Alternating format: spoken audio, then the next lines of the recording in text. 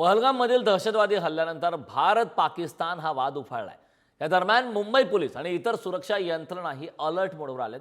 मुंबईचे वरिष्ठ पोलीस सुरक्षा आयुक्त आणि आरपीएफद्वारे छत्रपती शिवाजी महाराज टर्मिनस येथे मॉक ड्रिल करण्यात आलेला आहे आणि श्वान पथकाद्वारे संयुक्त गस्त घालून सीएसएमटी स्थानकावरील सुरक्षेचा आढावा सुद्धा घेण्यात आलाय।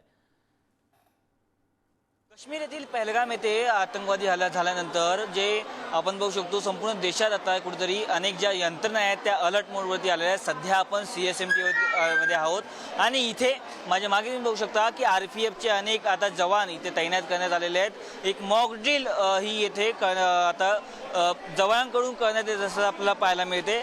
आपण जर बघू शकतो मुंबई पोलीस असेल त्याचबरोबर जे आरपीएफचे अनेक जवान आहेत ते इथे मॉक ड्रिल करून सुरक्षा यंत्रणा असेल तर ती कशी चांगली करता येईल, ती कसं सुधारित करता येईल यासाठी अनेक जे जवानांची इथे मॉक ड्रिल करण्याचं आपल्याला मिळते।